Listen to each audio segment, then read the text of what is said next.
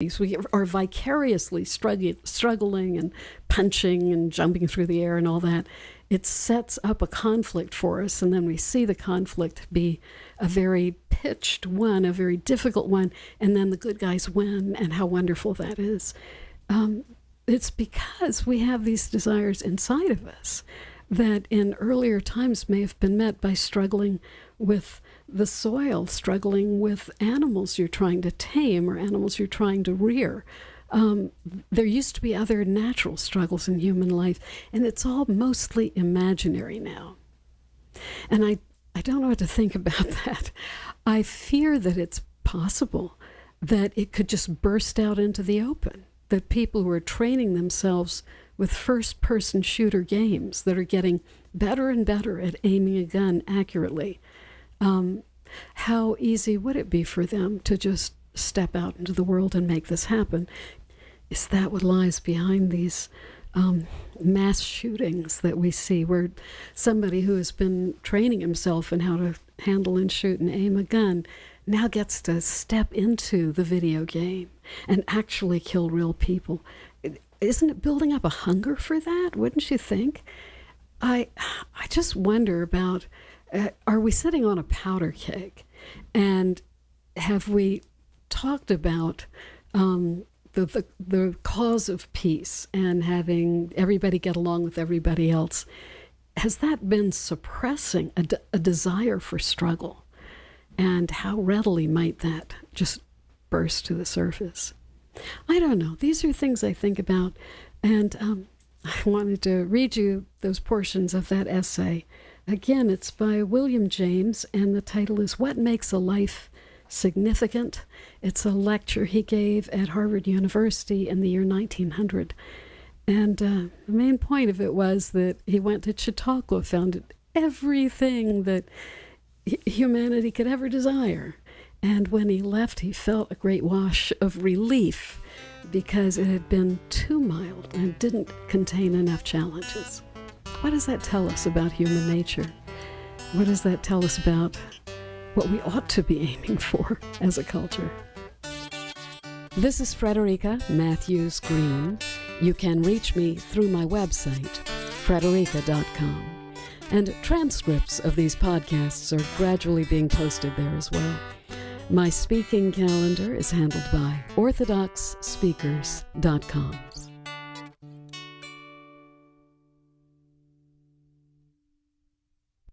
Boldly proclaiming the truth of the risen Christ. This is Ancient Faith Radio, timeless Christianity, 24 hours a day. The doctrine of hell as a place of eternal punishment has never been easy for Christians to accept. The temptation to retreat from and reject the Church's traditional teaching about hell is particularly strong in our current culture, which has demonstrably lost its sense of sin. Father Lawrence Farley examines the Orthodox Church's teachings on this difficult subject through the lens of scripture and patristic writings, making the case that the existence of hell does not negate that of a loving and forgiving God. If we're going to talk about heaven, hell, the kingdom, universalism, salvation, condemnation, need to look at the data. What does the Bible say? What does the Father say? So the book simply aims at giving a person the information all in one spot to say, what does the Orthodox Church, taught by the Scriptures and the Fathers, what does it actually teach? For this book and many others like it, you can go to store.ancientfaith.com. Again, that is store.ancientfaith.com. The Ancient Faith for the Modern World. This is Ancient Faith Radio. Search the Scriptures as Christ our God said in the Gospel. This is Search the Scriptures Live with Dr. Jeannie Constantinou. Join us for an interactive verse-by-verse study of the Bible with one of Orthodoxy's most respected biblical scholars. Study along with us and share your comments and questions by calling 855-237-2346. That's 855-237-2346. Here now is Dr. Jeannie Constantinou. In the name of the Father, and of the Son, and of the Holy Spirit. Amen. Illumine our hearts, O Master who loves mankind, with the pure light of thy divine knowledge, and open the eyes of our minds to understand thy gospel teachings. Implant in us also the fear of thy blessed commandments, that trampling down all carnal desires, we may enter upon a spiritual manner of living, both thinking and doing such things that are well-pleasing to thee. For thou art the illumination of our souls and bodies, O Christ our God, and to thee we ascribe glory, together with thy Father, who is from everlasting, and thine all-holy and good and life-giving Spirit, now and ever, and unto the ages of ages. Amen. Well, hello, dear brothers and sisters, and welcome to Search the Scriptures Live. I'm Dr. Jeannie Constantinou, and today's date is July 12th, 2021. And we are continuing our discussion about a Christian's responsibility to obey the government and submit to the state and others in authority, we could say. Continuing this discussion, I wasn't really sure if I was going to, but I heard from a few people via email over the course of the past week that they appreciated it, and from others who had some very good questions, and I thought they were worth addressing. So before we move on to the next subject, in Romans 13, I think we will continue to discuss this issue. Here is the passage at hand. Romans 13, beginning with verse 1. Let every person be subject to the governing authorities, for there is no authority except from God, and those that exist have been instituted by God. Therefore, he who resists the authority resists what God has appointed, and those who resist will incur judgment. For rulers are not a terror to good conduct, but to bad.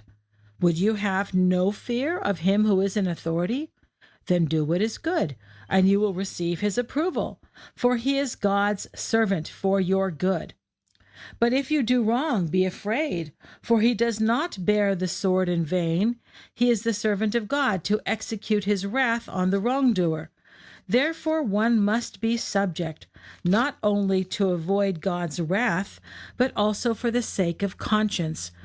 For the same reason you also pay taxes, for the authorities are ministers of God, attending to this very thing. Pay all of them their due, taxes to whom taxes are due, revenue to whom revenue is due, respect to whom respect is due, honor to whom honor is due. So we began last week with the oldest Christian account of a martyrdom, the martyrdom of Polycarp, and Polycarp responding to the Roman proconsul who was about to put him to death, who asked him to give an account for himself. He said, I'm happy to give an account to you because we are taught to respect our authority. So he was actually referring to this very verse.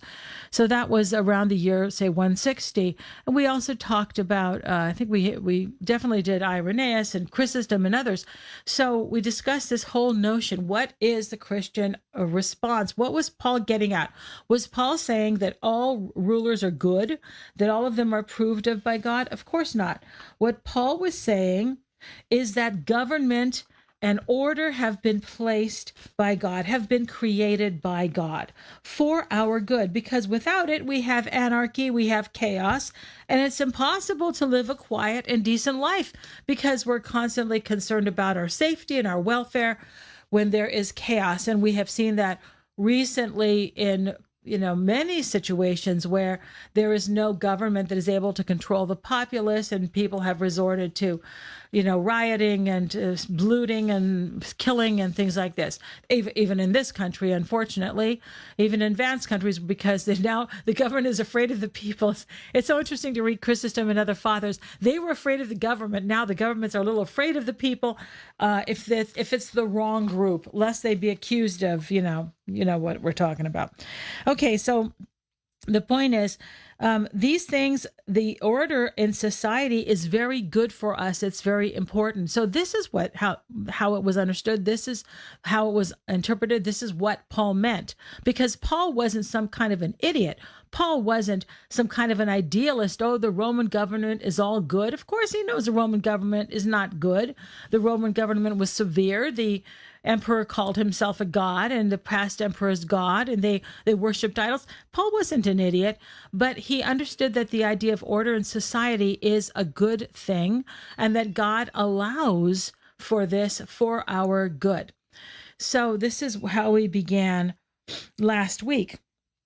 So I thought we'd also take a look at a couple of other early Christians. And of course, who do they have as their model for this kind of thing? We also talked about what the Lord said about the render to Caesar and about paying taxes.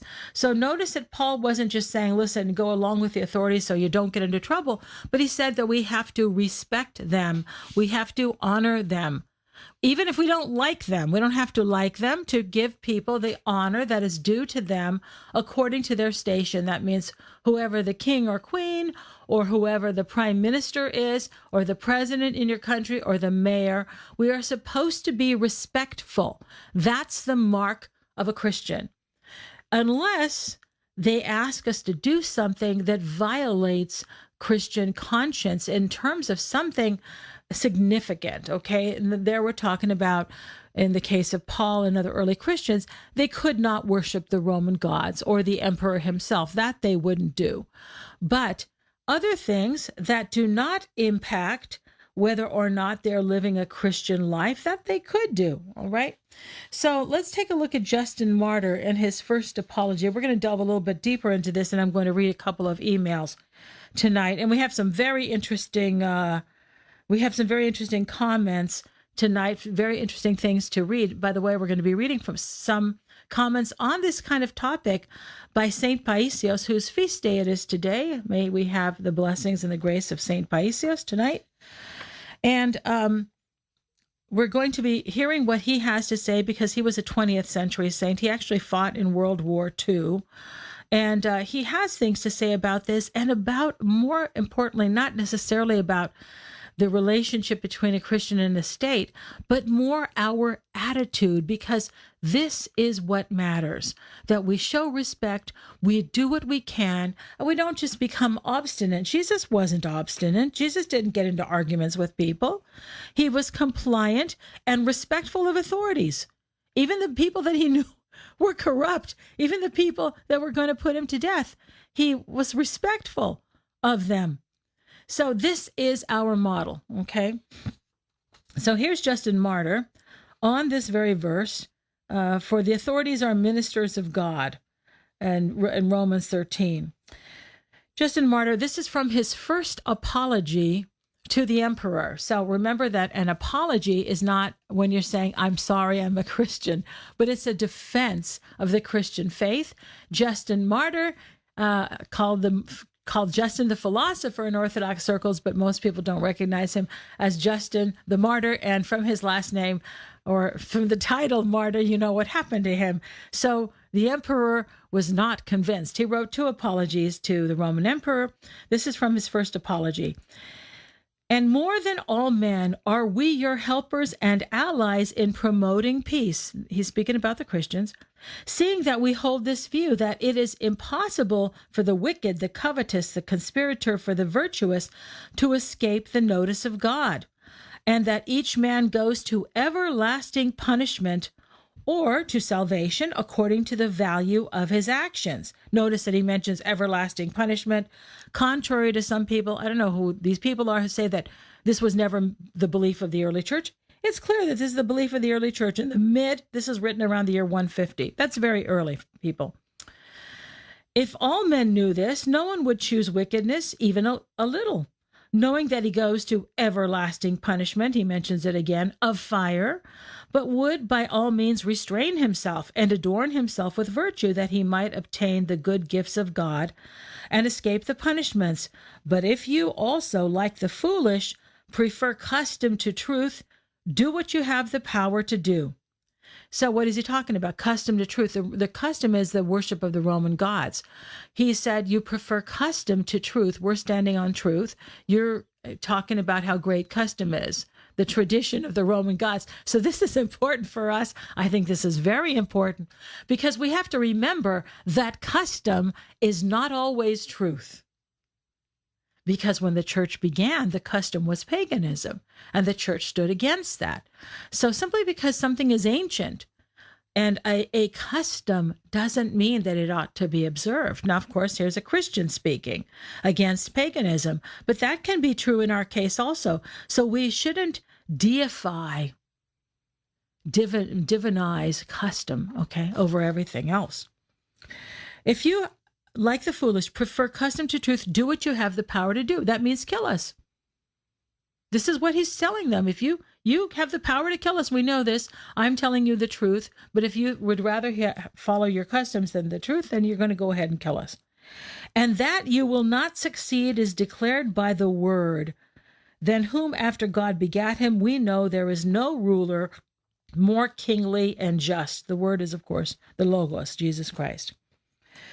Elsewhere, he said, again, speaking about the taxes and what Jesus taught about rendering to Caesar, he said, therefore, to God alone we render worship, but in other things we gladly serve you, acknowledging you as kings and rulers of men, and praying that with your kingly power you be found to possess also sound judgment. But if you pay no regard to our prayers and frank explanations, we shall suffer no loss, since we believe, or rather are persuaded, that every man will suffer punishment in eternal fire, here it goes again, according to the merit of his deeds, and will render account according to the power he received from God.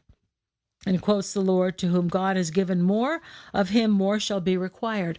So he recognizes their power, but also says they're happy to serve them in anything that does not violate the Christian faith. And he's really speaking here about what they're asking the Christians to do, and that is to worship the gods. We can't make up in our own minds what we think violates the Christian faith. It has to be something significant. Otherwise, we can always find something, right, to say, well, this goes against my religion, my beliefs. Having heard from Justin, the philosopher and martyr, let us turn now to Origen, who is not a father of the church, Justin is, but Origen lived not too long after Justin. He was, as a matter of fact, Origen's father, Leonidas, was put to death in the Severan persecution. He was martyred. That was in the year 202. And that left his mother without a husband. He made his mother, Origen's mother, a widow. Origen was the oldest of 7 or 8 children. I can't believe now exactly how many. And the family was left impoverished because when you were executed, you lost all your property too. They not only killed you, they took everything you owned, the Roman state. So that left the family completely impoverished. But his father was a martyr. And of course, Origen admired this very much. And he tried to run away and join his father. But his mother, she knew she really needed him to stay alive. I don't know if you know this story. I don't think we ever told this story. So his mother, to keep him from running to confess Christ and join his father in prison and be martyred, Origen, who was only 17 at the time, she hid his clothes. She took his clothes so that he was left in the house without any clothes, and she hid his clothes. That's how Origen survived. So here from a very famous composition by Origen called Contra Celsum, against Celsus, who was a philosopher that attacked the Christian faith. This is what Origen says. Now listen to what he says. Again, this is the witness of the ancient Christians about our attitude toward governing authorities. We are to despise ingratiating ourselves with kings and any other men, not only if their favor is to be won by murders, licentiousness, or deeds of cruelty, but even if it involves impiety toward God or any servile expressions of flattery and fawning attentiveness, which things are unworthy of brave and high-principled men. Okay, so he says, We are not supposed to become involved with rulers or ingratiate ourselves toward them, not only by doing evil things, but just by flattery, which is what a lot of people do, right, with rulers and people in governmental positions. We do nothing which is contrary to the law and word of God, but we are not so mad as to stir up against us the wrath of kings and princes, which will bring upon us sufferings and tortures or even death. So he says, listen, we're not going to do anything foolish to make them angry with us, but we're not going to flatter them or do anything else that is immoral or inappropriate.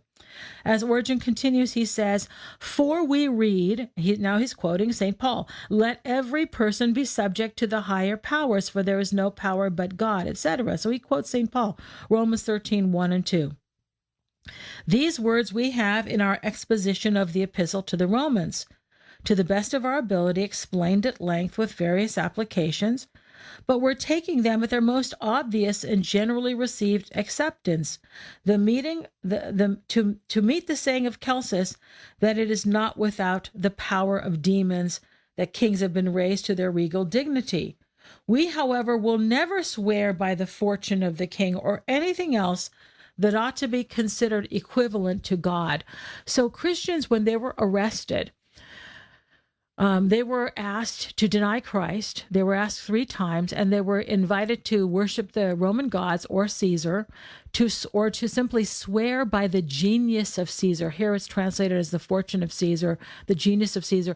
Though this idea was that there's some like divine soul or divine divinity within Caesar that they had to acknowledge. And so they refused to do this. And if you refused 3 times, then you were summarily executed. I told you about that last time.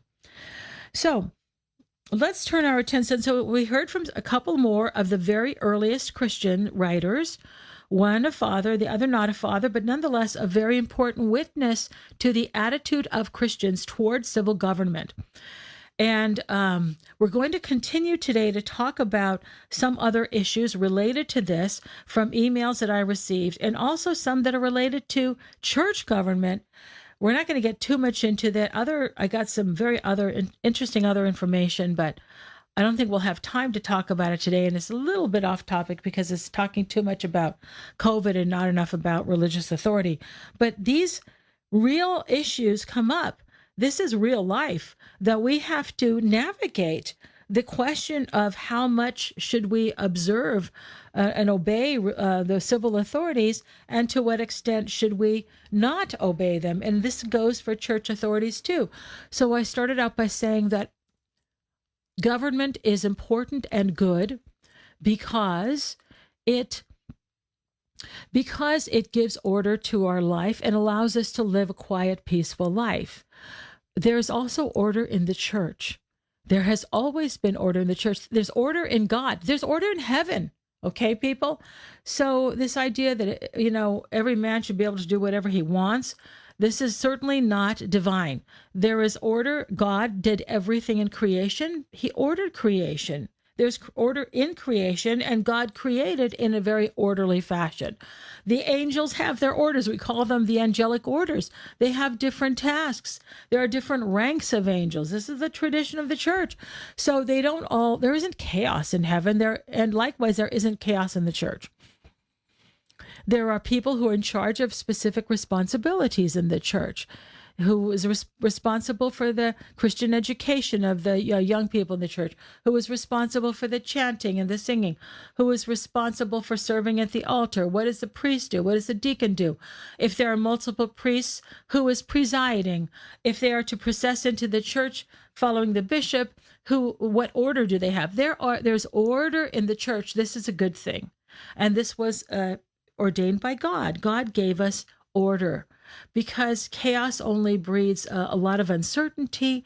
It creates arguments, and also it doesn't give us peace. So we like to have order. This is something which is, as I said, approved of by God.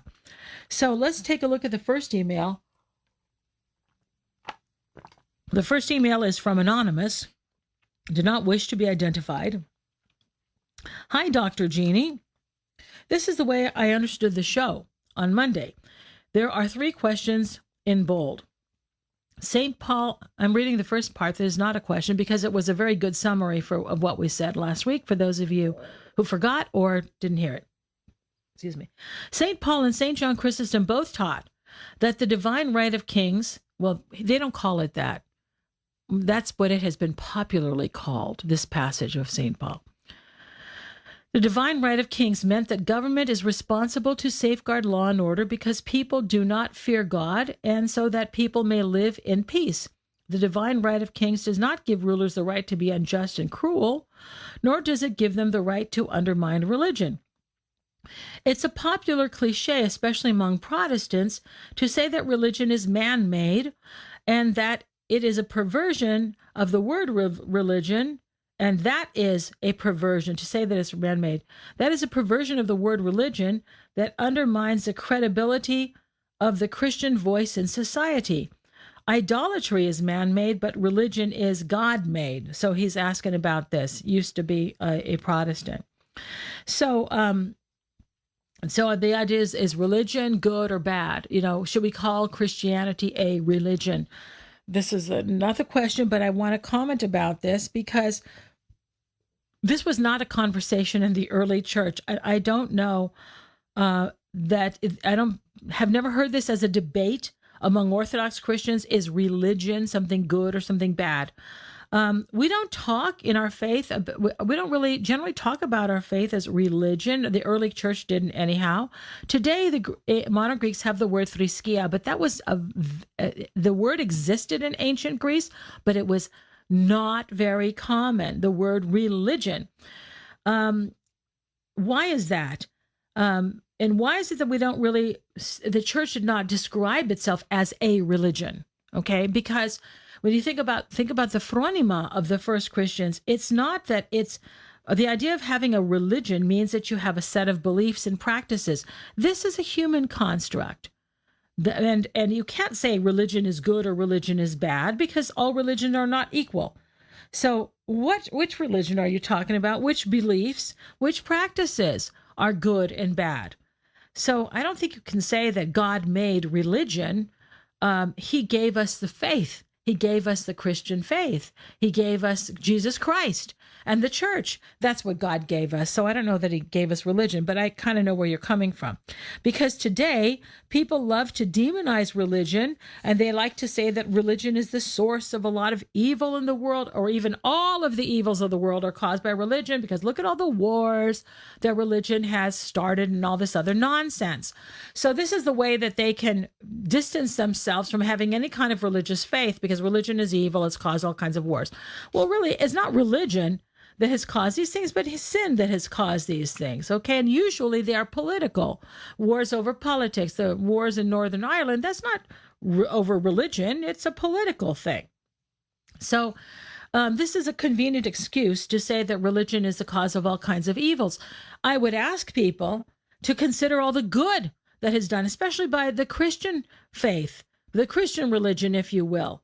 Look at all the hospitals, all the universities, all the schools, all of the all of the hospice, the care, the elder care, all of the good things, the homeless programs, all of the things that were inspired by religion. You cannot tell me that that does not outweigh the bad that was caused by bad actors supposedly using religion as a motivation of people to attack somebody of a different religion. I think that on the balance, religion has done far more good in society. We wouldn't have most of the institutions that exist that have made life better if it weren't for them being motivated usually by the teachings of Jesus Christ. So I don't buy that. The other thing that happens is religion. Oh, people don't want to say that they're religious anymore. People say, I'm not religious, I'm spiritual. Have you heard that? What does that even mean? How are you spiritual? I'm not religious, I'm spiritual. That's just a convenient way to pretend that you're superior to others. You're so enlightened, you're so open-minded. You don't need the structures of religion. And so you don't belong to any religion, of course. And that conveniently allows you to believe whatever you want and to behave however you want. This is a very convenient pretext for sin, because then you're accountable to no one and to nothing, not even to the standards or expectations of a particular faith. You just answer to your own mind, to your own preferences, to your own notions. That is the worship of the self. That's idolatry of the self. Because if you don't belong to anything, then you just believe and do whatever you want, right? So I think that that's a lot of nonsense. But that's my comment on this question of whether religion, God made religion or not. So continuing with this email, the divine right of kings has been used by bad and evil rulers to justify their sins and crimes. Yes, that is true. Shouldn't we, as Orthodox, be talking more amongst ourselves, at the very least, about politics, since the culture is becoming increasingly antagonistic to Christianity? As you pointed out last week, I did say that the culture and our government is becoming antagonistic toward Christianity. Culture used to be in line with Christianity and our values, but no longer. So should we be talking about politics? I don't think that we Orthodox need to be talking about politics, which currently is very divisive. A very divisive topic, but we should be talking about Christ and the Christian faith and moral issues all the time. And then let the chips fall where they may, because I have friends in both political parties, people who I respect in both of the major political parties here in the United States, and they have reasons why they are with that party and not the other one, okay? So I don't think we need to be talking about politics, because that gets us into the candidates and these issues and what's right or wrong. I think we should be examining ourselves and talking and influencing the culture and influencing the government by speaking up and not being mealy-mouthed, wishy-washy people, afraid to express ourselves. We should express ourselves in the public arena, openly, respectfully, but we should express ourselves in the issues in this public sphere rather than shrinking away from them. Because if we don't speak out, then other voices prevail because they think that everybody agrees with them. And after a while, the culture really does change because the government policies change, because they think, look, people in power in elected governments, they want votes. If we say nothing, then they just keep doing the same old thing. But if they're afraid of the reaction of the people, they're going to vote differently. So I do think we have a responsibility to respond when we're asked and to speak up for our values. And that is a Christian responsibility, because then we're reflecting Christ. And I think that is a responsibility.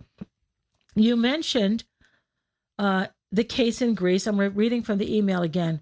You mentioned the case in Greece in which Christians were told not to go to a couple of clergy said this, were told not to go to communion if they wore a mask in church. It made me think of occasions where I have heard clergy say and do things that seem a lot like clericalism. Yeah, well, that's true. Are clericalism and the abuse of the divine right of kings two sides of the same point? I think that's an excellent say two sides of the same coin. I think that's an excellent point.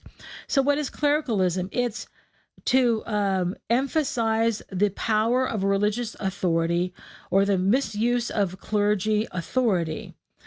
This has not traditionally been a big problem in Orthodox Christianity, clericalism, because we have a lot of lay people, lay theologians, lay people have been very involved in the church historically. So clericalism, the idea that somehow the clergy is above the laity and they're supposed to tell you what to do, that has traditionally been more of a problem in the Catholic Church than in the Orthodox Church. But you are right that there has been, especially recently, a lot of this, or there have been some clergy who I think are guilty of this, who really expect to be obeyed because they are clergy and that whatever they say is correct. I can't remember exactly what the occasion was, but I tried to correct. Somebody was making a statement on the internet, and he happened to be a priest. I knew he was a priest, but I kind of gently corrected him and said, you're really ignorant. I didn't say it quite like that, but tried to express the fact that I knew this to be untrue, and that he kind of sort of pulled rank on me and told me that he was a priest. And what difference does that make? If you're wrong, you're wrong. Okay, so the ordination does not make you right all the time, okay? So we are supposed to respect our clergy, but we're not supposed to blindly do everything they say. So we are supposed to be respectful of authorities, but not have blind faith, blindly doing everything. The lay people have an important role in the Orthodox Church.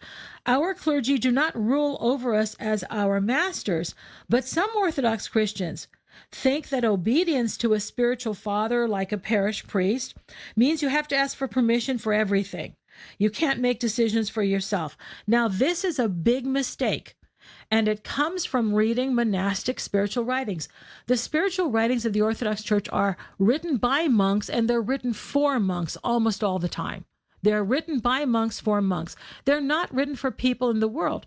Now, in a monastery, you're absolutely obedient to the abbot of the monastery. But in the world, this is not how your relationship is with your parish priest or with your spiritual father. There has been a trend in Orthodoxy recently to make certain bishops or monks more into gurus, that everything they say is like taken as an absolute. And that is a big trend that is very dangerous. This is not Orthodox. We listen, we respect, we obey our clergy, but we don't obey them blindly. Because being men, they can also be sinful. They can lead us astray. So listen carefully to what I'm telling you. We are told that we are supposed to be obedient to our spiritual father as though he were Christ, because this person is taking on our soul and trying to lead us to salvation. I'm saying that is absolutely true. But that does not mean, so we're not supposed to oppose him, rebel, question his guidance. That's the general rule. But sometimes priests have taken advantage of this. This is very rare, but it has happened. That's why I'm telling you not to be stupid. Okay? There have been times when priests have asked people under their care for money, or they have asked them they've gotten them involved in a sexual relationship. So this happens occasionally. It's rare, but it has happened. So there are limits even to obedience in the church. Nothing is without its limits. Now, that having been said, usually we have the opposite problem as lay people. Usually, especially in this country with parish councils, they tend to treat the priest as an employee, and they think that they have the right to tell the priest what to do. So neither one is right. The lay people have their lane and their responsibilities, and the priests have the responsibilities for all of the spiritual things in the parish. But definitely, we're not supposed to fall into clericalism where everything the bishop or priest tells us to do, we are obligated to do. But on the other hand, we should not dismiss them. That is a much bigger problem and far more common, but it happens when lay people are not spiritual, and the poor priests suffer for this, believe me, especially when the lay people are worldly. They tend to treat the priest quite badly, and they don't respect his priesthood. That's a far more common problem in Orthodoxy, frankly, than clericalism. So let's take a break at this moment, and join me after the break. And when we come back, we're going to talk about what I said when God was in control of everything, and this person disagreed with me or questioned that. Okay, so come back and we'll discuss this after the break. Dr. Constantinou will be back in a moment, but the lines are open for your calls. The number is 855-237-2346. That's 855-AF-RADIO.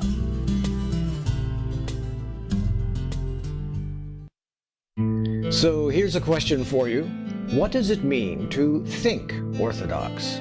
What are the unspoken and unexplored premises and presumptions underlying what Christians believe? Orthodox Christianity is based on preserving the mind of the early church, its phronima.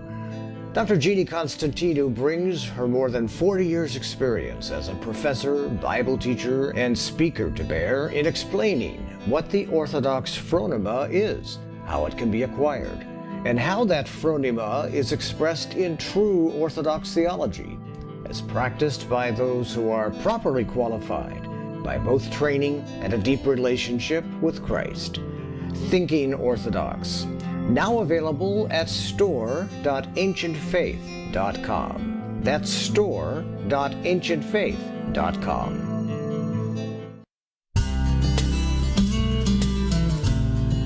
We are back with Search the Scriptures Live with Dr. Jeannie Constantinou. Have a question about the verses we are studying tonight?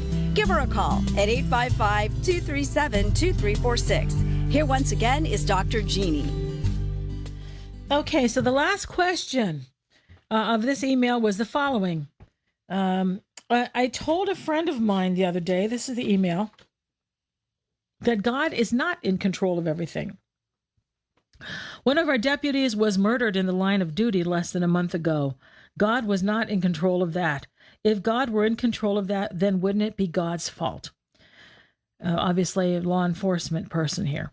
God is not in control of our salvation because he doesn't force us to love him, nor doesn't force us to want our salvation. This does not mean we're saved without God. Please correct me in the places I'm wrong when you have time. Okay, so last week I said God is in control. We're talking about the pandemic and everything.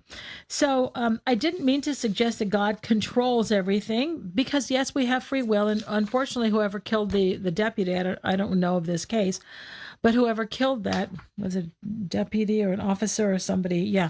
That God was not responsible for that. That's evil. So you're correct about that. When I said God is in control, I didn't mean to imply that God controls everything that happens so as to negate free will.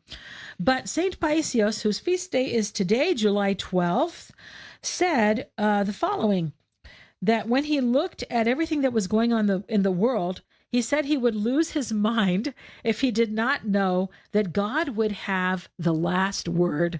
So maybe that's a better way to put it. Now, St. Paisios died in the 1990s, and the world was not as much of a mess as it is today. I cannot imagine what he would have said about what's going on today. But I want to read for you a couple of his statements that are sort of related to this. And it's referring to this question of how should we take these events? How should we understand these things that are happening? So this is from Volume 2, St. Paisios of Manathos, Spiritual Counsels. Volume 2 is entitled Spiritual Awakening. So this is what he said. Don't worry, God is above everything and everyone, governing all things, and will call on each of us to account for our actions, and we will receive our just reward. Those who aided others will be rewarded, and those who caused harm will be punished. Ultimately, God will order things aright, but each one of us will have to account for what we did during these difficult years with our prayers and our kindnesses. Now, he also comments on St. Paul and his ideas about the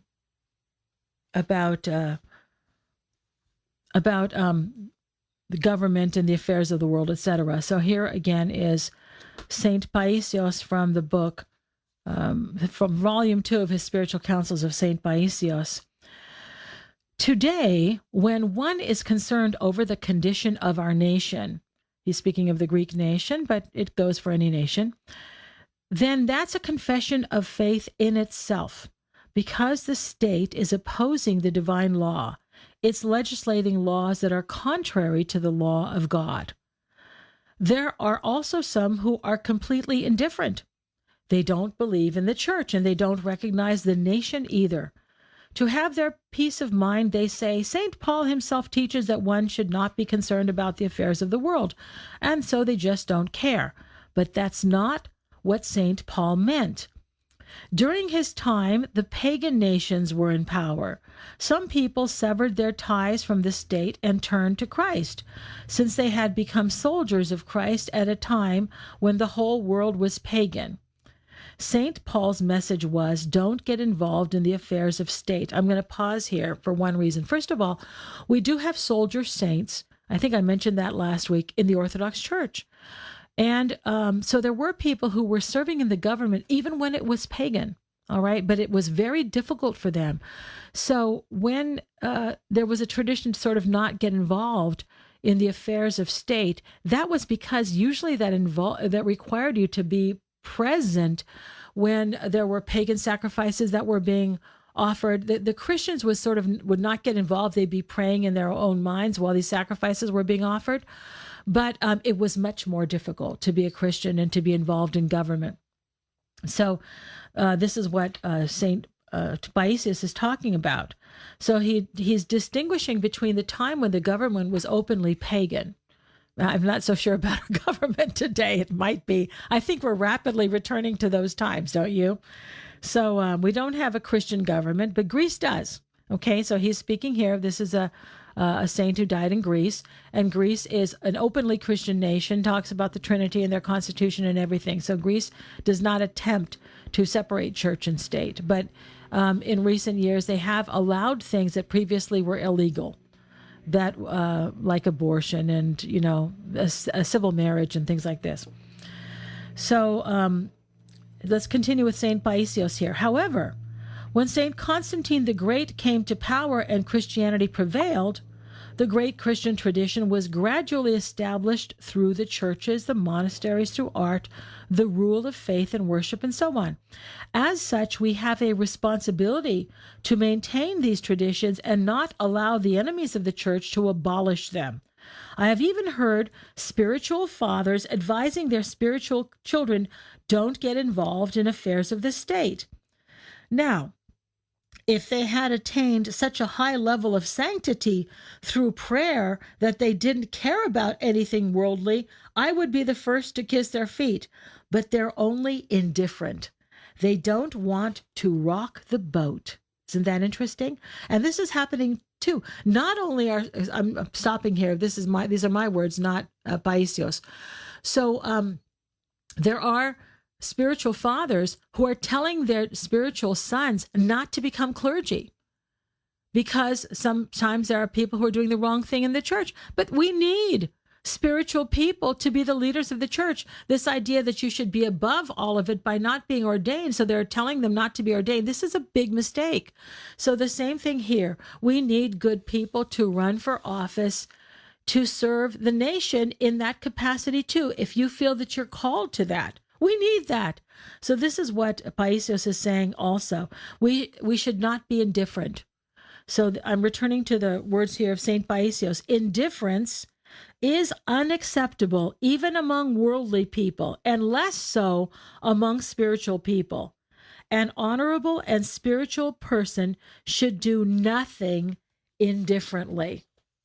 I love that. I don't think we should be indifferent. We should do nothing indifferently. Okay, we have a caller. It's not coming up on my screen, but I've heard that Christopher is calling. And where is Christopher calling from? Are you with us, Christopher? Can you hear me? Yes, I can hear you. Hi, Christopher. Where are you calling us from? Hello, I'm calling from Anaheim. Well, welcome to Search the Scriptures Live, Christopher from Anaheim. I'd love to hear your comment or question. Yeah, it's kind of similar to what you were just talking about. It's kind of like a two-part question. In Paul's time, the Roman government was, in my knowledge, kind of very intimate with pagan religion, such that the rulers would, and the cult of the Caesars and all of that, and how in more classical times there was a very close relationship between what we now call the church and the state. Mm-hmm. Were they considered the same thing then, or was it more of a or was there like a separation? Like there was the pagan quote religion and then the Roman state, or were those very how did it work in ancient times, in antiquity? Yeah. Yeah, thanks for asking the question, Christopher. So first of all, let me say, by the way, this is not my son, Christopher. My son has the same name. It's been a long time since we had a caller. Thanks for calling in, Christopher. But you have the name of my son. So this is a good question, and I kind of touched on that earlier when I said that the word religion, as this idea of a set of constructs of beliefs and practices, was not really a word that was common in Greek. I found it in the dictionary, in the ancient Greek dictionary, but it was not really used. They didn't consider their way of life a religion. It was part of life. It was the way you lived. It's kind of like what I'm talking about phronima. I don't know if you've heard about this. we don't sort of hold a set of beliefs and then act in a certain manner. We're supposed to live in a certain way that encompasses our whole life and our whole way of being and our whole way of thinking. That's how the Romans thought of it. So no, there was certainly not any separation, because almost all of the ancient festivals and feast days and holidays that they had were holidays that were religious. And virtually every ceremony, every official event started with a sacrifice or acknowledgement of the gods.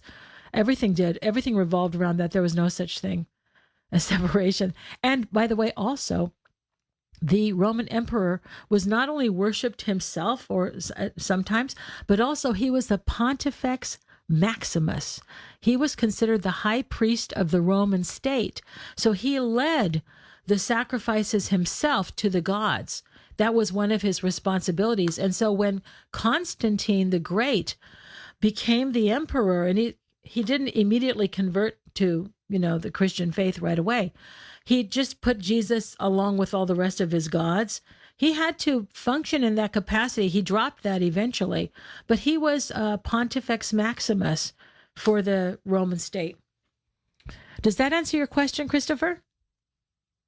Yeah, I asked that in kind of relation to my second part, because I understand it, the modern notion of a separation between church and state, yes, like you had mentioned, is modern, and that because I've been reading a little bit about the seculum, or the secular realm of living, and how I don't know, it's blowing my mind that that was a created thing, because it's so integrated in our life now, that there's a secular part of life when before.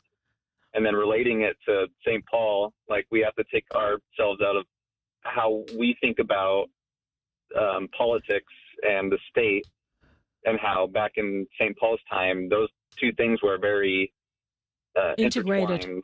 Yes, absolutely. Yes. And and I want maybe if you wanted to comment a little bit more on that, on how the differences between the two, and the creation of a secularized part of life. Right. I think that's a very good point, and you're absolutely right. And I think it is more the probably the American invention. And a lot of that has to do with, because even in America, actually, so we like to say, well, the Pilgrims came for freedom of religion, this kind of thing. That's sort of a idea that was popular. Not really. The Pilgrims came here 1623, or the Puritans, from England, because they were being repressed by the Church of England. Okay, they had a different version of Christianity, and so they wanted to be free to worship, but they didn't believe in freedom of religion. That was completely integrated to the way of life in colonial Massachusetts. Okay, in the Massachusetts Bay Colony, and also in Salem and other places where they had colonies. So there was, and then Rhode Island. And then also Maryland, which was very Catholic. There was in the very early years of the United States, there was no idea of a separation of church and state. As a matter of fact, there were the requirements that you attend church, and you got into trouble. You were put in the stocks if you didn't go to church on Sunday.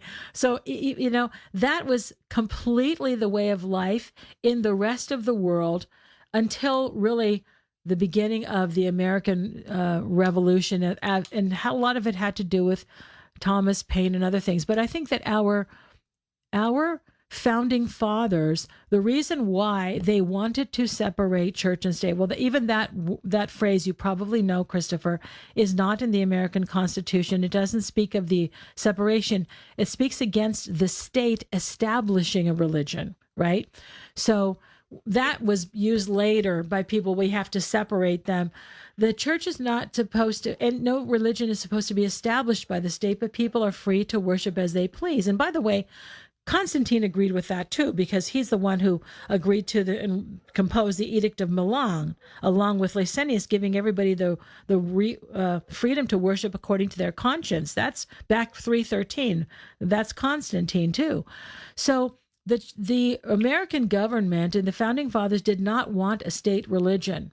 And the reason why is because they had come from Europe. I mean, obviously they were American born and whatnot, but the wars in Europe over religion, the Protestants and the Catholics, it was a very recent history for them. And they didn't want those kinds of wars. They didn't want arguments over religion in the government. So they said that the government is not going to have a specific religion. It cannot establish or prefer one religion over another. But I think you're absolutely right that this is a modern idea of this, that we can have a secular life, and that this has really caused us to think of our faith as a Sunday morning thing. And the rest of the week we can think differently or act differently. I think that's very much a feature of modern life. We have to fight against that because we have to remember that we're supposed to live our life every day and not just on Sundays when we go to church. Great observations there, Christopher. Would you like to add anything else? Yeah, well, I wanted to bring that up. I actually recently, I was listening to a podcast on Ancient Faith Radio that talked about this very thing. And I thought, since you guys you were talking about that particular aspect of the faith on St. Paul's letter to the Romans, that I thought that would be something good to talk about, because I want to get your take on that too. Did I answer it already, or are you asking me to elaborate on it? No, you answered it. That was great. Very good. Okay, well, thanks so much for calling, Christopher. All right, thank you. Have a beautiful evening. Good night. Okay, so thanks for calling in, Christopher. Let's continue now with the second email that I told you about. This one is from Malachi in Oregon. I listened to Search the Scriptures on July 5th. I agree with you that St. Paul wrote the passages pertaining to obeying the government, and I'm familiar with most of the U.S. Supreme Court cases that you mentioned. What I'm wondering about is what Paul would have thought about revolutions. The big three that come to mind are 1776, that's the American Revolution, 1789 is the French Revolution, and 1821, that's the Greek Revolution, for those of you who are not Greek. Although there are hundreds, if not thousands, of others. I know that church leaders were not initially keen on 1821, but it happened anyway. Well, that's another story. When the Lord made a personal visit to earth, this is Malachi's question, he could have shoved Herod the Great, Herod Antipas, or any other Herods aside if he felt like it. He could have shoved Caesar Augustus aside, but he was not interested in being limited to earthly governments. Having said that, there have been revolutions. I'm not sure what St. Paul would have thought about it. Malachi in Oregon. Well, Malachi, yes, you are right. The Lord could have shoved all those worldly rulers aside, but he didn't, right? Because it wouldn't have made any difference because the Lord was going to leave. The Lord didn't come to establish his own reign here on earth. So he was going to leave. We have to learn to live with the governments that we have as best we can. We have to achieve our salvation in this world regardless of the political climate or circumstances. Our rulers do not determine our salvation. They can make our daily life better or worse. They can facilitate the ability to worship as we please, or they can hinder it, but they cannot ultimately affect our salvation. So the church does not get involved in politics. It doesn't try to make societal changes by doing things like eliminating slavery, because Christians are often criticized for the fact that the church did not eliminate slavery. The church does not exist to create social change, but to lead us to salvation in the next life. The Orthodox Church did get involved to some degree in the Greek Revolution. There were some clergymen who did become involved in that, just as there were men of faith who were involved in the American Revolution. Many of the founding fathers were actually pastors. So this was a big thing. And but here you're talking about whether or not the church approves of war. Or I'm assuming you're talking about the concept of the so-called just war. Among the Orthodox, I don't remember ever reading any Orthodox debating the idea of a just war. That's not typically discussed or debated in Orthodox circles. Why not? That's more of a Western Christian kind of debate, because there you're talking about under what circumstances is war justified? And we don't usually use that kind of language or engage in that kind of discussion, because that's the language of legalism. Under what circumstances is it okay to kill somebody? That's basically what they're arguing about. And the fathers of the church and the Orthodox Church would say that war is always an evil. Killing is always a sin. Always. Okay? But that doesn't mean that we're called to be pacifists. There is a recognition, however, that sometimes in this world we have no choice in the matter, because it's a choice between two evils. You can take, as I mentioned, St. Paisios, who fought. He's there. And by the way, in these spiritual councils of Paisios, there are quite a few stories of things that happened to him during World War II when he was serving as a soldier. And and how he served. And he had already seen the uncreated light as a teenager, by the way, as a child. All right. So this is a person who was very saintly, and he served his country in the war in a very saintly manner. He didn't want to take a life, so he volunteered. He was like a radio code operator. It's very interesting, the things that he talks about in terms of the war, and how he offered to take the place of men who were married, who were sent out on dangerous missions. He talked about a lot of miracles that happened during the war for people. So, but the point is that the war is always an evil, but sometimes we have no choice in the matter, because it's a choice between two evils. Was Greece going to fight against Hitler or just capitulate to Hitler? Okay, so they fought. They fought against Hitler because that was a greater evil than fighting. So the law of the state, for example, our civil laws recognize unintentional homicides, negligent homicides, voluntary manslaughter. The state recognizes that there's a difference why a person is killed, if it was an accident or if it was intentional. The church also recognizes that there's a difference of whether somebody is killed in war or in self-defense or defense of another person. Let's say you're a police officer and you kill somebody because you're defending holding a hostage or something like this.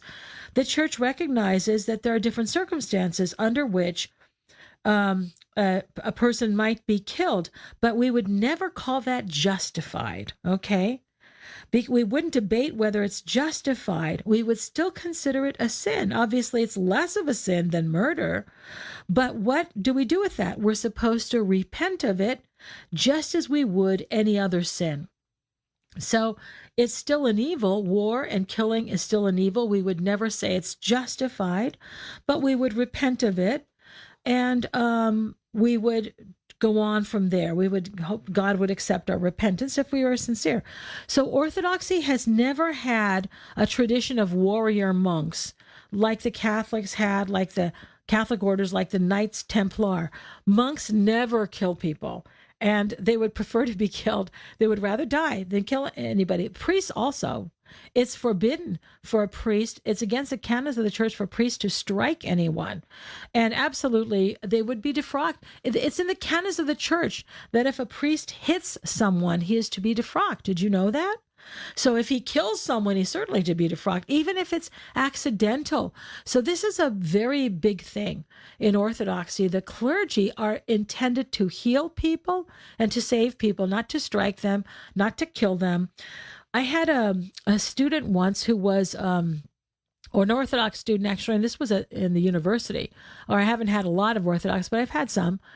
And he said he wanted to join the military. He wanted to become a chaplain, but first he wanted to be a soldier because he wanted to know what it was like to be a soldier so he could minister later to the soldiers as a military chaplain. And we need Orthodox chaplains. They're wonderful, and they're really appreciated. But I said to him, you better be careful. And the chaplains, military chaplains are soldiers in their own way, right? But he wanted to be a regular, enlisted soldier. I said, you better be careful about that, because if you kill somebody, you can't be ordained. Okay, and he had never heard this. But, a priest, for the same reason that David was not allowed to build the temple. He had blood on his hands. Priests are not to take life. Okay, so this is taken very, very seriously in the Orthodox Church. Certainly monks, never, ever, ever. So monks don't fight back. Why not? Priests don't fight back because they're supposed to model Christ. Christ was struck. He didn't strike back. Christ spoke respectfully to the authorities, to Caiaphas and to Pilate. When he spoke calmly and respectfully, but he didn't fight people. He didn't abuse them. He didn't curse them. He didn't do any of these things, and he certainly didn't kill them.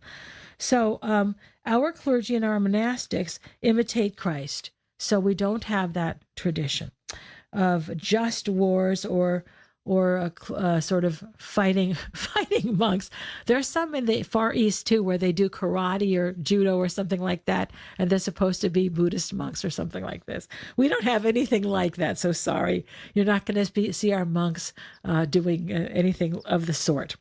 So let's take a break at this moment. When we come back, we will come back to the third email, which you might find extremely interesting because it involves the fact that last week I told you about an incident in Canada where the government got involved in the way the churches were administering communion, and somebody challenged me about that, and I'll tell you about that in the email that was sent when we return, okay? Dr. Constantinou will be back in a moment, but the lines are open for your calls. The number is 855-237-2346. That's 855-AF-RADIO. No end of books these days offer us techniques for self-improvement. But in the newest release from the Ancient Faith store, Gratitude in Life's Trenches, Robin Phillips takes a different tack. He shows us that God meets us where we are, in the pain and heartache of the present moment. Instead of looking for a way to escape from hardship, we can cultivate an attitude of gratitude, peace, and self-acceptance that will transform our experience of suffering.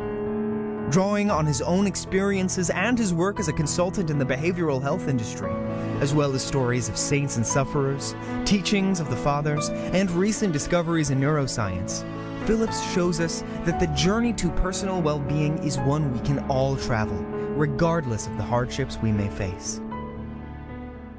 To find this book and others like it, you can go to store.ancientfaith.com.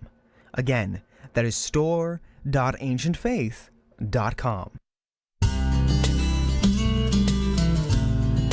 We are back with Search the Scriptures Live with Dr. Jeannie Constantinou. Have a question about the verses we are studying tonight? Give her a call at 855-237-2346. Here once again is Dr. Jeannie. Okay, so last week I mentioned the situation that happened in Toronto, and somebody emailed Ancient Faith Radio, not me specifically. It's okay that they did. I'm not offended or anything like that. But here's what was written. Dr. Constantinou has said in error that the city of Toronto banned the use of the common communion spoon. I am an Antiochian. The common spoon was used throughout the pandemic. Maybe a correction is in good taste so as to not continue a falsehood.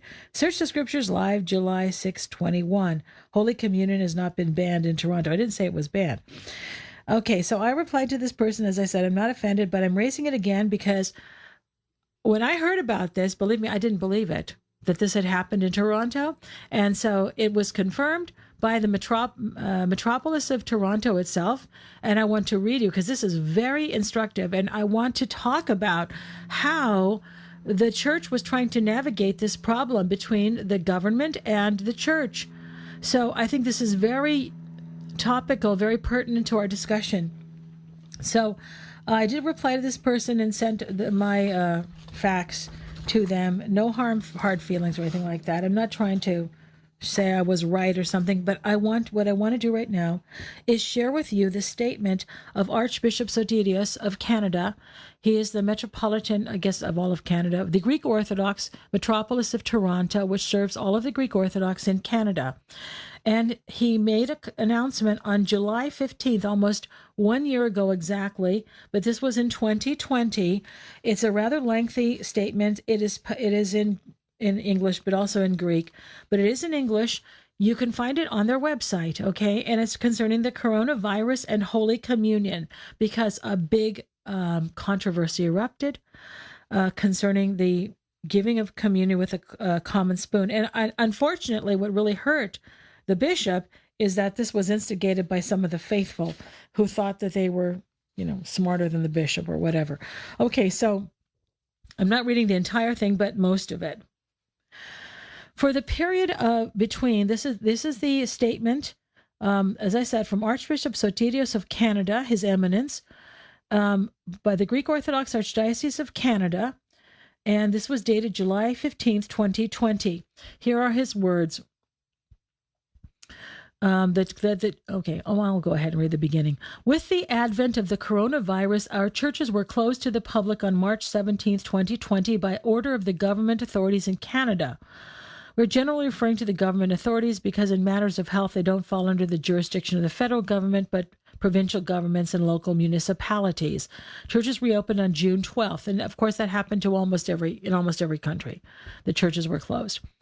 For the period between June 12th and July 3rd, so after the churches reopened, churches dispersed Holy Communion normally until one or more persons, their names are known but will be made public only later, complained to the government authorities in Canada that the Greek Orthodox churches are giving Holy Communion with a common spoon for all the faithful, and that this practice would create serious health problems.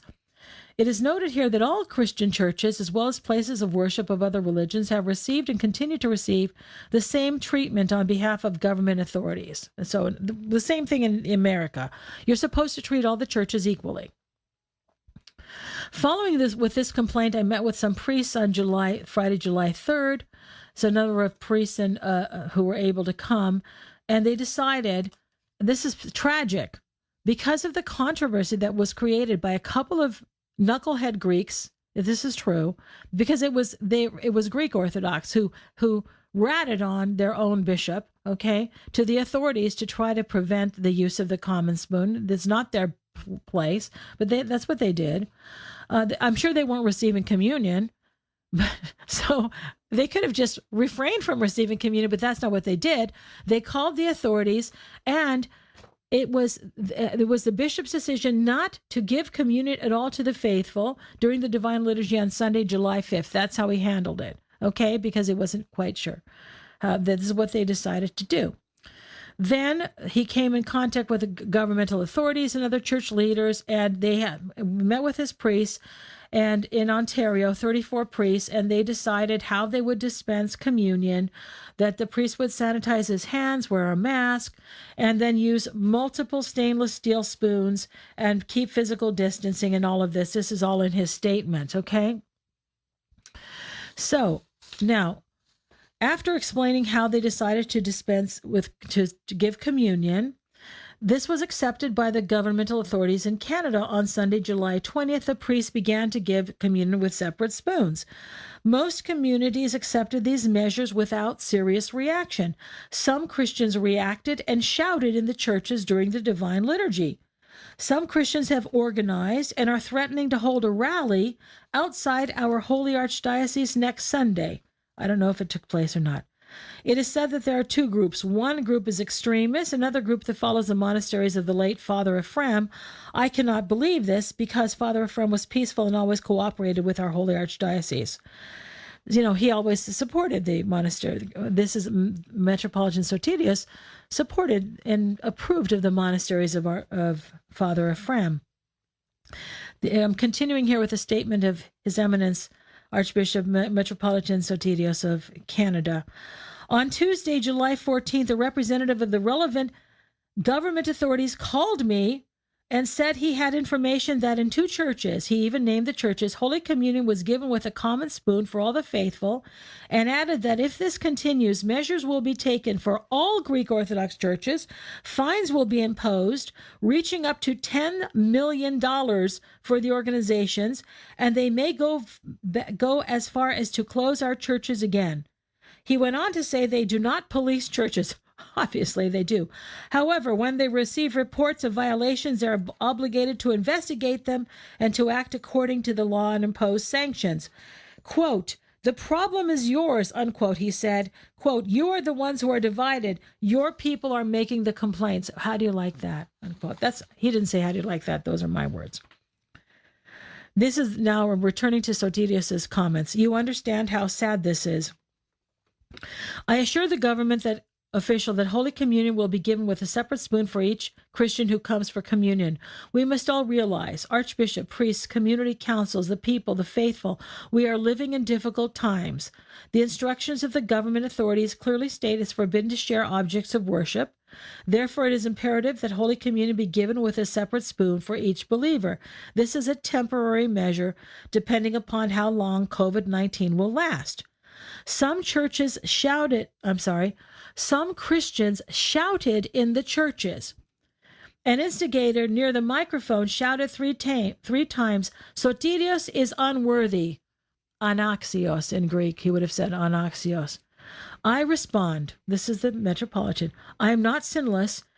Every time I conduct the divine liturgy, I pray. No one bound by carnal desires and pleasures is worthy to approach, draw, or near to minister to you, the King of Glory. He's quoting one of the prayers that the priest says during the hymn, the cherubic hymn of the divine liturgy.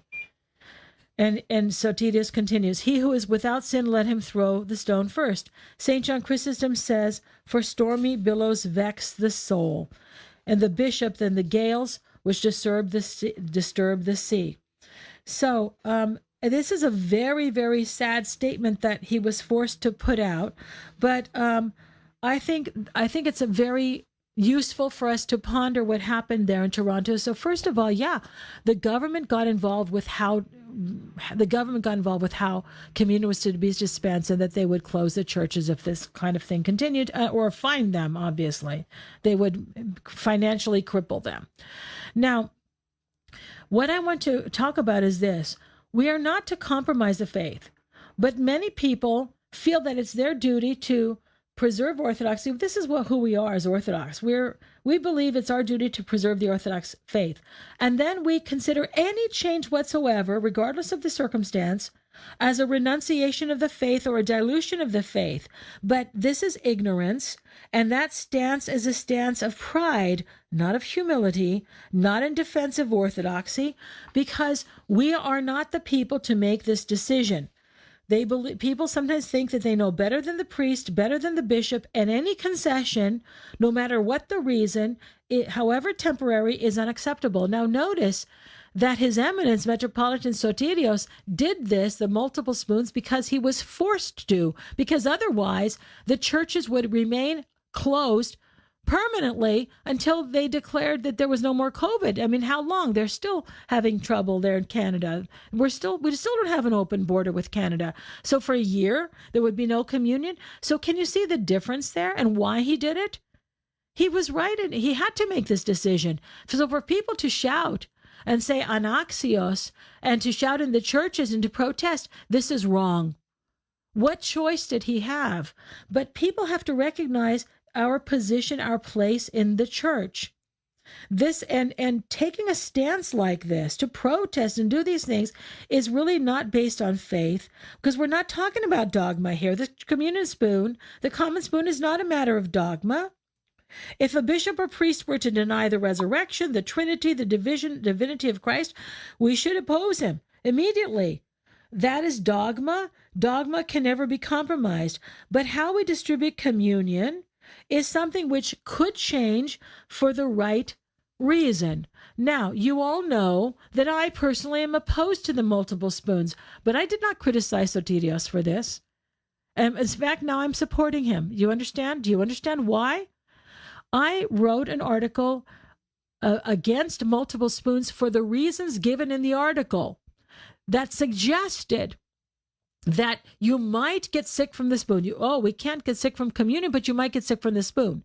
And that we should make this concession to people because their faith might not be strong enough. Therefore, we should begin science, and you have to follow the science and all this. This was the argument that was given. I responded to a specific article.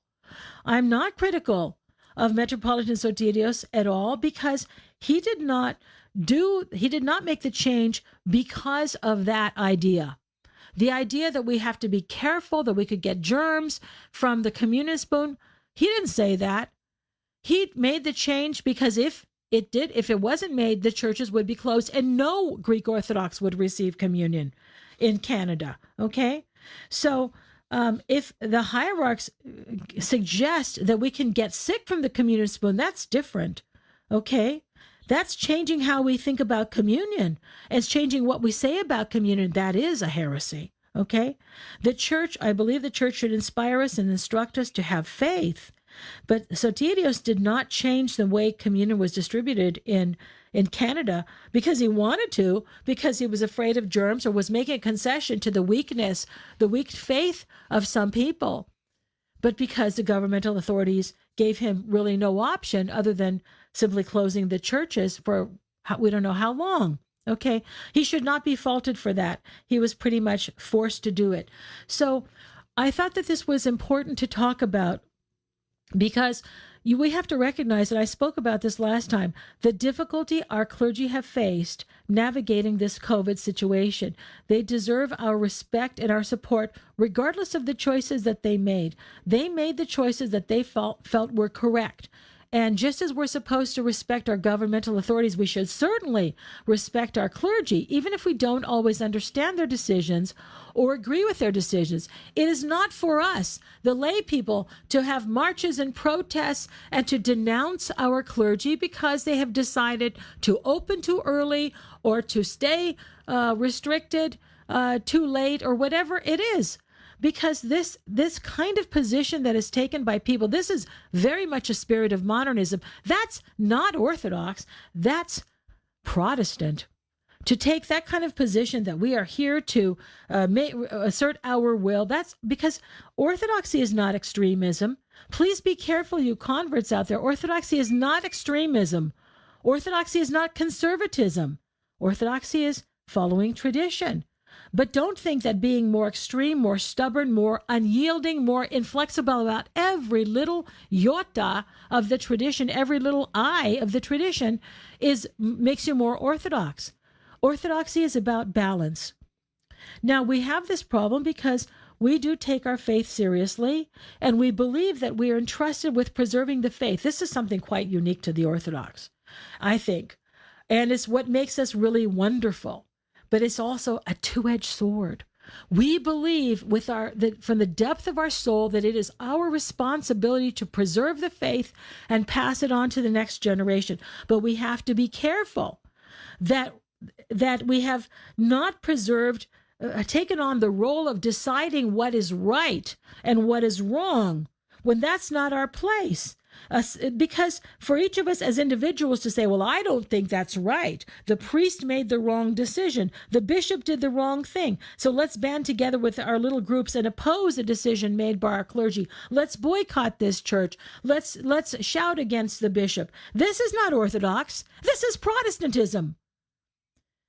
Okay? So, and you have to recognize that taking that kind of a stance is motivated by pride and the evil one who wants to sow divisions in our churches.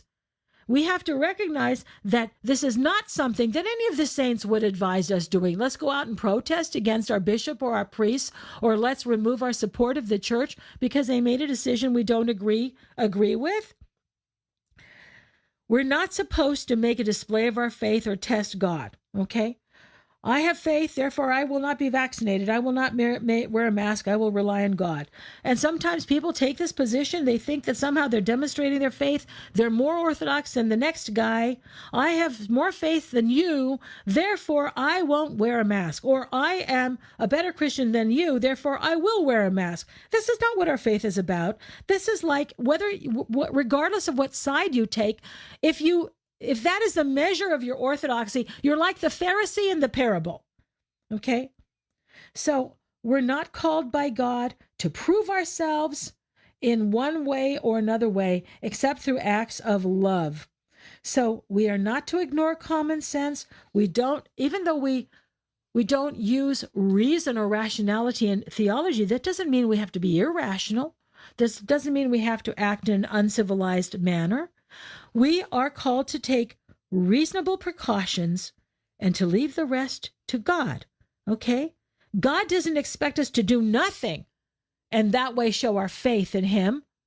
And God also doesn't expect us to be afraid and trust science as though science were God and do everything that the authorities say and not have faith in God. We're to be prudent, to be wise servants. Okay, to think. We shouldn't be overly concerned about the virus, nor should we be unconcerned. That's the Orthodox phronima. Can you see that I'm drawing a line in the middle? We are not to be overly concerned and fearful. On the other hand, we are not to be completely unconcerned. That's balance. That's the Orthodox phronima. And it is true. I understand what happened. The government and the media seem to be instilling fear in people to encourage them to stay home. There was a lot of hype. There was a lot of emphasis on the death toll, on the percentages. And this gave an overwhelming, sometimes irrational fear among people. We also know that many of the people who died were elderly. And we also know that most people who caught it were survived. So some people said, well, we shouldn't do anything. We have nothing to worry about. We shouldn't have any distancing. We shouldn't wear masks because most people will survive. That's equally foolish. Can you see how both extremes are wrong? If we had done nothing, the death toll in this country, the United States of America, would have been 2 to 3 million people. And then people would have said, some people would have said, well, that's less than 1% of the population because we have a population of 350, 360 million people. Well, that's a small percentage of the population. Well, what does that matter? Should we have done nothing because the percentage was small? Should we have not gone along with the lockdown because most of the people who died were in nursing homes? Don't they count too? Don't they matter too? We have a Christian duty. A duty of love to do everything that we can to help prevent the spread of the virus. Whether or not you choose to be vaccinated, that's a personal choice. But don't make it a mark of your orthodoxy, for God's sake. If you choose to be vaccinated, that's also not a mark of your orthodoxy. We have to avoid extremes. We have a duty to act according to Christian love, to do everything that we can to stop the spread and the continuous mutation of this virus, which I'm afraid that we're not out of the woods because we all know what's happening with the Delta mutation of this virus. We may see the return to lockdowns, God forbid. But, this is what's happening right now. Orthodoxy is about balance. This is not Dr. Jeannie speaking. This is St. Gregory, the theologian. Okay? So can you imagine? The church is not opposed to science, dear people. The church is not opposed to government. It's also not opposed to science. Unfortunately, St. Paul didn't talk about science. But can you imagine not long ago when there was no penicillin, when there was no polio vaccine, when there was no smallpox vaccine? And yet God gave us science. He gave us minds to be able to develop these things and to find ways to combat this virus. Okay, so some extremists are saying that the virus uses a technology that was developed years ago using the fetuses of aborted babies. Therefore, if you get the virus, you're approving of abortion or you're connected to abortion or something like this. This is so tangential. Listen, science is not pure. Science is not holy. We would have to eliminate countless procedures, countless advances of modern medicine if we are to eliminate everything that had any connection to any scientific development that used something that might have had something that was immoral in its background or inappropriate. Do we really want to go back to the days when people died from an infection or from smallpox or polio? It's one thing to say, well, this one particular component of the development of this particular vaccine long ago, they used the fetuses from aborted babies. That's very different. That's very different than saying that this particular vaccine is created from the fetuses of aborted babies. That's a very direct connection, or we are aborting babies to create this vaccine. That's a different matter. Then you're taking life. But the technology already exists. And if we use it to save existing life, that's a good thing. We cannot create an impossible standard that avoids any kind of legalism. If we say we can't use this vaccine because it has some connection decades ago, some technology that was involved or developed decades ago involved abortion somehow indirectly, This is an impossible standard because everything in this life, everything in the world is interconnected. And orthodoxy is not about legalism. There are a lot of Orthodox that are embracing legalism. Please, all you out there who are looking for the Orthodox phonema, you who are converts, do not embrace legalism. That is not the Orthodox way. Okay? That is Pharisaical. So we have a moral obligation to be sure that we're not directly or indirectly involved in anything immoral. If an action was done 20, 30, 40 years ago that has some connection to what's happening today, that's legalism. And you say, oh, you can't have anything to do with it.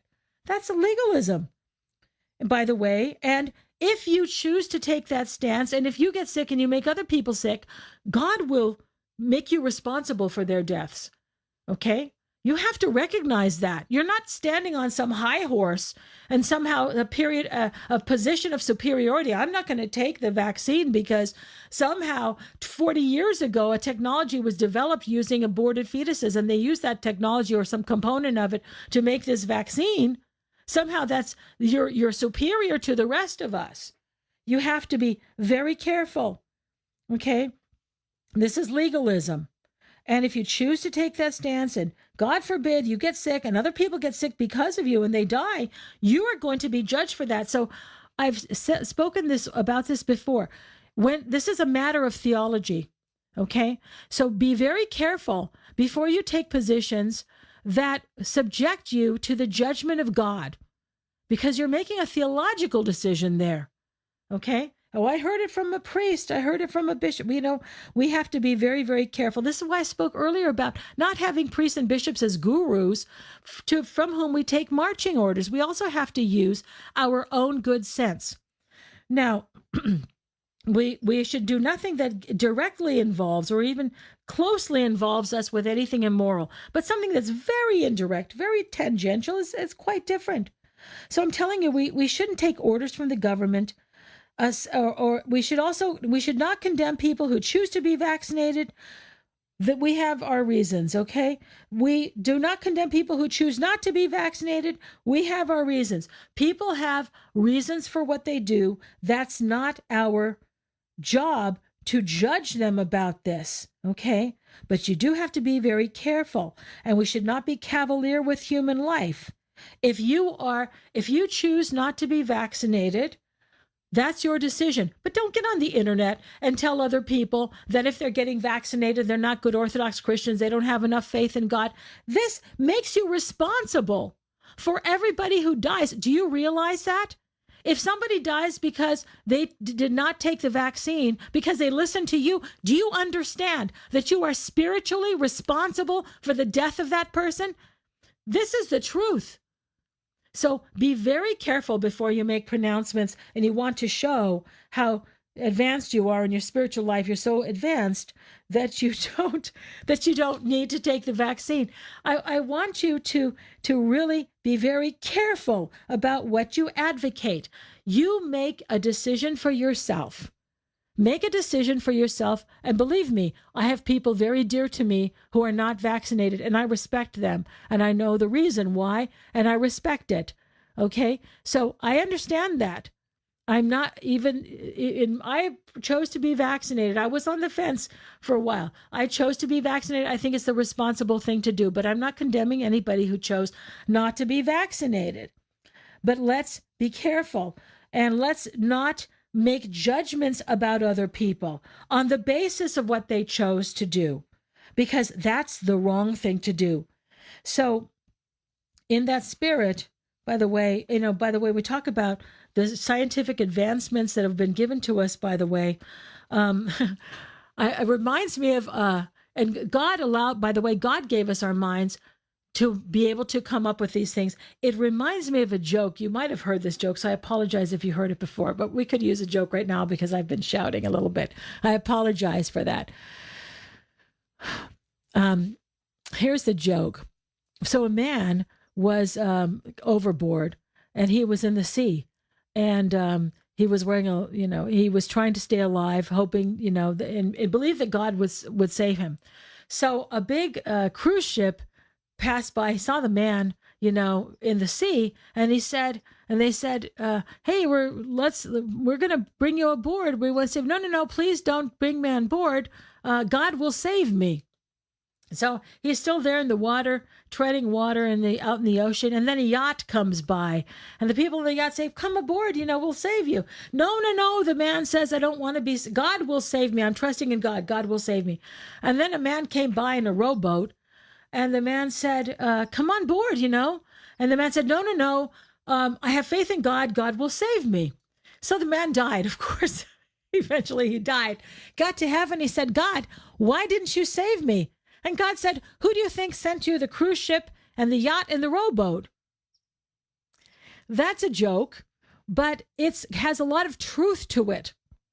Before we condemn scientists who have really spent a lot of time finding an answer to this virus, before we accuse them of doing immoral things, let us recognize that God also gave them to us. And that goes for medical doctors too.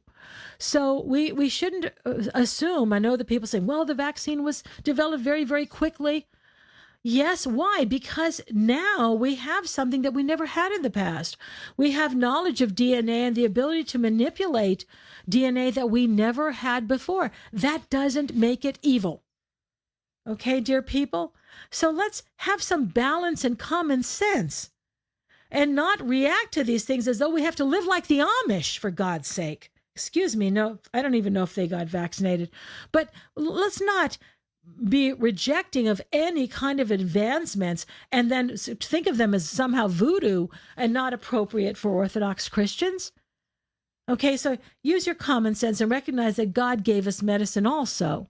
And St. John Chrysostom talks very often, by the way, about medical doctors. He seems to be very familiar with their practices. I did have a beautiful statement by Chrysostom, but before, I don't think we're going to have time for that, on the bishop, and because I was reminded of Bishop Sotirius.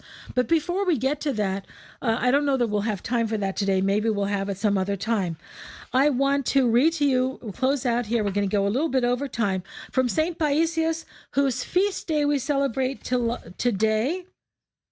Thank you, God, for giving us St. Paisius and for all of the beautiful teachings that we have from him, which normally we would not have.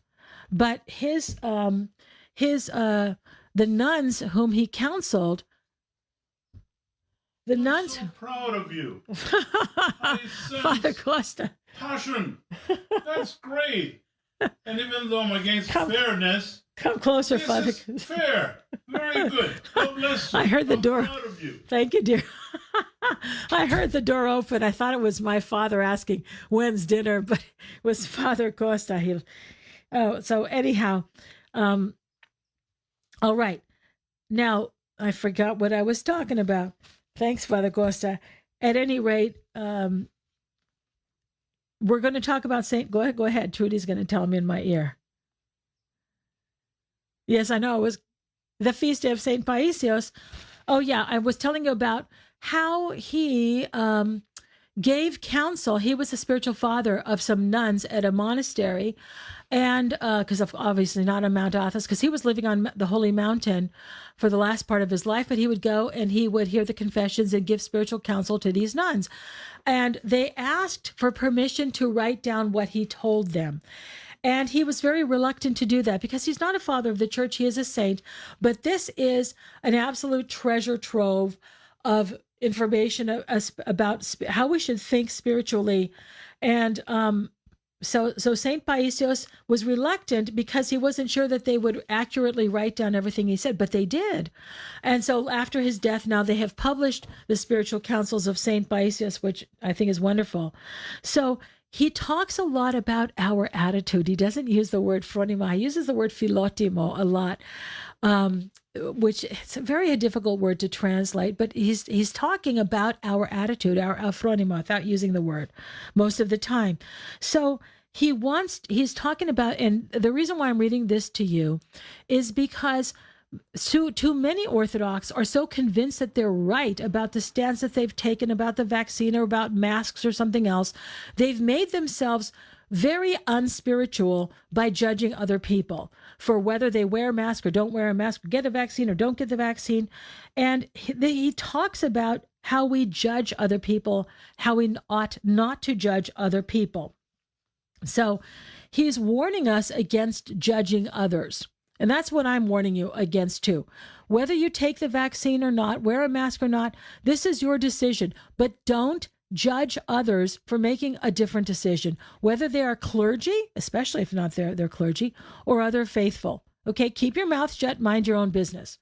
So here are Paisios' words. You may have a good disposition and an inner strength. He's speaking here to a nun who asked him a question. But you are convinced that you always judge correctly. However, your judgment is human. It is worldly. Try to expel the human element and strive to acquire disinterestedness in order to receive divine enlightenment, and your judgment will be a spiritual one, a divine one. Only then will your judgment accord with the righteousness of God and not with human righteousness. Now, he shares with us a little story about his life, and I think this is wonderful. And he shared with these nuns, because sometimes in a monastery, sometimes, of course, the monastics, whether monks or nuns, will meet with a priest for confession, but also they will get together and they will have spiritual discussions. And the nuns had many, many opportunities to gather as a group to speak with then the elder Paisios, now Saint Paisios. And so here he tells this story about his life, which is really wonderful. And I want to share it with you, even though it's going to take us a bit over time. I think there's a lot to be learned from this.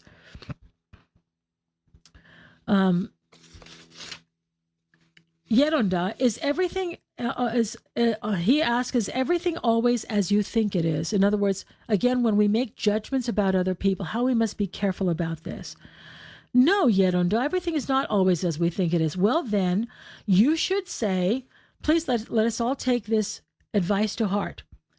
You should say, quote, what I think is not always correct. I often make mistakes. In such and such a situation, I had the same thoughts as now, and it turned out I was not correct. In another instance, I made a judgment that was wrong, and I was unfair to someone else. It follows that I should not listen to my thoughts, unquote. Okay? So he's advising the nun to say to herself, I should not listen to my own thoughts. I should not be guided and governed only by my own thoughts. We make judgments about other people based upon our thoughts, and we're not supposed to do that. So I'm continuing here. These are the words of Paisios now. All of us have erred in our judgment, some more, some less. If we bring to mind those instances when we erred in our judgment, we will be able to avoid judging others, condemning others. But even if one has never erred in his judgment and is right, how can he know the motives of others? Can we really know how something has happened? We should not jump to conclusions. When I was young, this is Paisios speaking, I too was quick to judge others. Since I lived rather prudently, I had an air of so-called piety about myself. I easily judged whatever seemed contrary to me. Are you listening all out there, people? Those of you who think that you're very pious, very orthodox, be careful. I'm returning to the words of Saint Paisios. You see, in the world, if one lives a little spiritually, he may be able to see vices in others, but not see any virtues. He might not see those who are silently cultivating the virtues, but he will see those who commit wrongdoing, and he will condemn them. Look at him. See how he's acting. See how he's walking. Do you know what happened to me once? I went with a friend to attend liturgy at a monastery in Manodendri, 9 hours away from Gonitsa. When we entered the church, my friend went to the lectern to chant, while I went to stand behind the chanter. I followed the service and chanted softly.